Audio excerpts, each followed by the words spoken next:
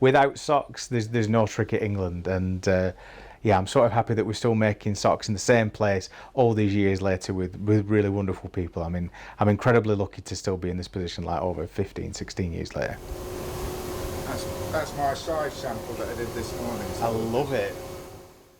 We are in the beautiful Leicestershire village of Haven. I presume I've said that right, but if I haven't, I'm sorry. This is where one of the final and maybe the oldest manufacturer of socks, definitely in Leicester, but maybe even the whole country. And they make socks for me to some of the very highest standards that I've ever experienced. I'm incredibly lucky to work with the people here. We started in 1895 when my great-grandfather changed from being a manufacturer of stocking frames into a hosiery manufacturer. So rather than making the machines that made the hose, he bought some machines that would make the hosiery, and he developed it from there.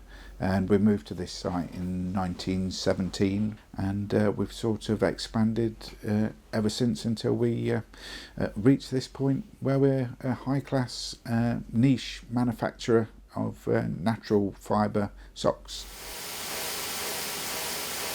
If I'm going to have a very rough guess, I'd probably say about 2009, 2010, I came up with an idea that I wanted to create some socks that looked like the baked beans tin for some reason. So I thought, oh well, what's the worst that can happen? I'll send these lads an email who had the worst website that I had ever seen in my entire life. And there's a real correlation between terrible website and amazing produce. We got a random email some time back and thought, well, that's a bit mad.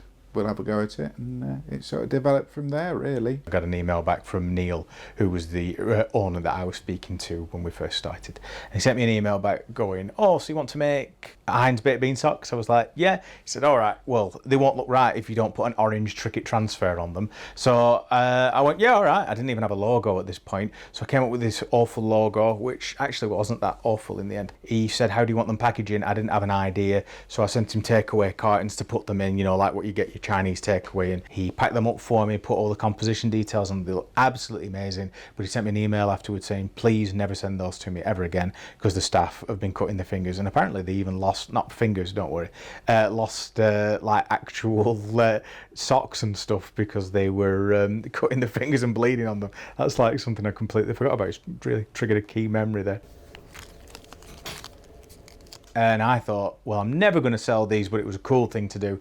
And then a shop in Japan randomly got in touch with me, said that they'd seen them on my blog, and bought the whole lot. So sold those, had a few quid, and then thought, oh, let's try this again. And Burnley had just been promoted maybe, and my dad wanted me to make some socks for his mates and a few other people, so made those and sold those. And then it just all went a bit crazy, and you could tell with every email that I sent to Neil, he was like, what? You've sold more, you've sold more, you've sold... And like now to the point where they're just so used to me doing one style of sock in like a really small amount of numbers, they're just geared up for it. It is like quite a surreal experience that something that was in your brain has come out and it's literally being knitted into a sock. And like, I love socks, and to see them being made into something really beautiful is yeah, it is a privilege, and I'm genuinely thankful every day. Like, it's not just something that I take for granted. Seeing something that gets made and has my branding on it and then goes out and people purchase, it's yeah, I don't take it for granted. It's a pleasure to get to do it every day.